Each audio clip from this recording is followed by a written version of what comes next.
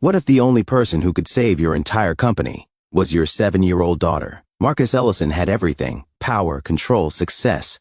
But the moment his quiet little girl whispered 7 words to him inside his office, everything unraveled. "There is a camera in your office." What she revealed would reveal a conspiracy designed to destroy him from within. Listen until the end to find out, because what happened next will leave you speechless. Please also let us know which country you're listening from. Please also subscribe to our channel. Marcus Ellison wasn't used to disruptions. The rhythm of his mornings had been polished to perfection. Gym at 6, coffee by 7, and in his office on the 8th floor of Lakeview Financial Tower by 8:30 sharp.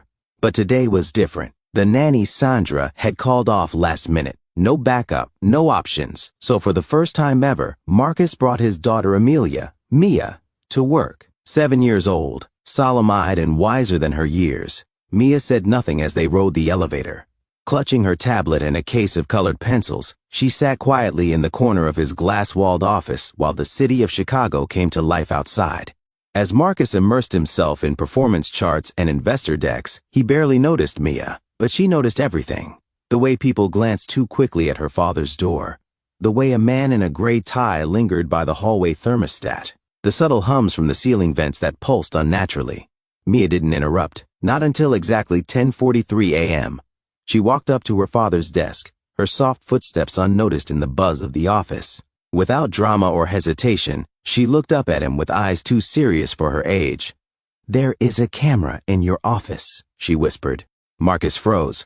Her words echoed in his mind like gunshots in an empty hall.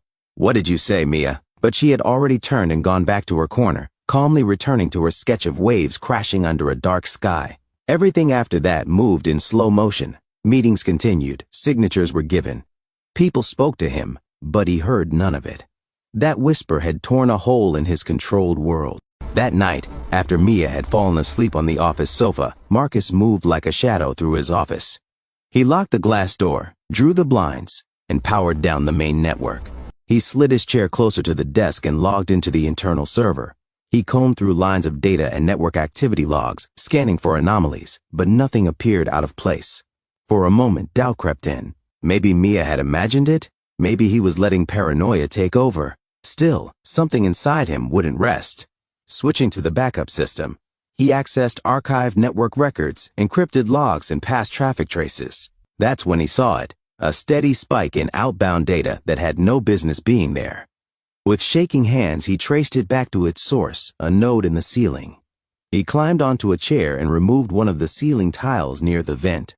Hidden inside was a sleek, narrow device no larger than a fountain pen, mounted with meticulous care and disguised as part of the HVAC unit. A camera, broadcasting in high definition, streaming to an encrypted external server routed through layers of dummy corporations in Belize. It wasn't an accident. It wasn't corporate espionage. It was something far more sinister. Someone had planned this for months. Someone had been watching him, recording him, and it wasn't random. It was a setup. Someone wanted him ruined. He knew instantly who was behind it. Alan Bristow, the CEO of a rival tech consulting firm, polished on the outside but ruthless in boardrooms. 6 months ago, he had walked into Marcus's office with a handshake and a smile, offering what he claimed was a mutually beneficial merger. But Marcus had seen through the flattery. Bristow was hungry for control, not partnership. When Marcus declined, things shifted almost overnight. Bristow didn't just retreat, he retaliated. Slowly, methodically, he began poaching key clients from Marcus's portfolio. He hired away junior staff, launched targeted ad campaigns to undercut contract bids, and began planting whispers in the industry. Rumors, doubts, headlines that didn't quite accuse but always questioned. Now the discovery of the camera pulled it all into focus. This wasn't casual surveillance, it was surgical. Designed for one purpose: sabotage. The device wasn't just gathering footage, it was building a narrative. Bristow wanted to manufacture a scandal, piece together edited clips, leak a doctored video through anonymous channels, spark speculation, let it spiral. And when the damage was done, Marcus's name would be synonymous with controversy, not credibility. He didn't just want to beat Marcus in business. He wanted to erase him. Marcus didn't sleep that night. By 6 a.m. he was back at the office. He ordered the IT department to sever all external connections, reset credentials, and install end-to-end encryption. Then, without warning, he summoned the entire staff. No one was spared. Not his assistant, who had loyally managed his calendar for nearly a decade. Not the engineers who'd built the company's core infrastructure from the ground up. Not even the executive who had once walked door to door with Marcus pitching investors in the firm's earliest days. It didn't matter how long they'd been there, or how close they had once been. Trust had been breached. Even the smallest crack could now sink the ship. Marcus couldn't afford uncertainty, couldn't gamble on misplaced faith. So he looked each person in the eye, steady but silent, and handed them their severance paperwork. Some protested, confused. Others simply nodded, as if they too had sensed something was amiss. None of them received an explanation. Marcus gave none. He only knew that to rebuild, he had to start from zero. By noon, Lakeview Financial Tower's 8th floor was a ghost town. Desks abandoned, chairs askew, coffee still warm in half-finished mugs. Only Mia remained, still sitting by the window, still drawing.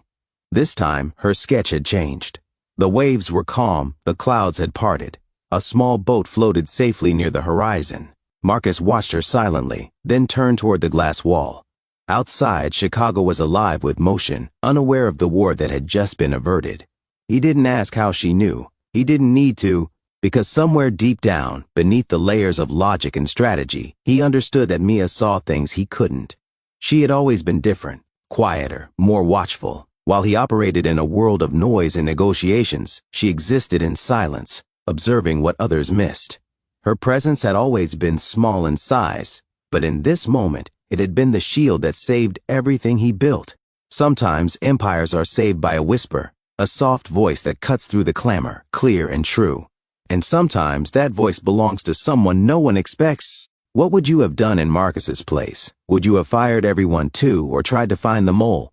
Please share your thoughts and opinions in the comments below. We'd love to hear what you would have done in his shoes. Also, please like this video for more such narratives, and thank you for tuning in to Storyline Narratives.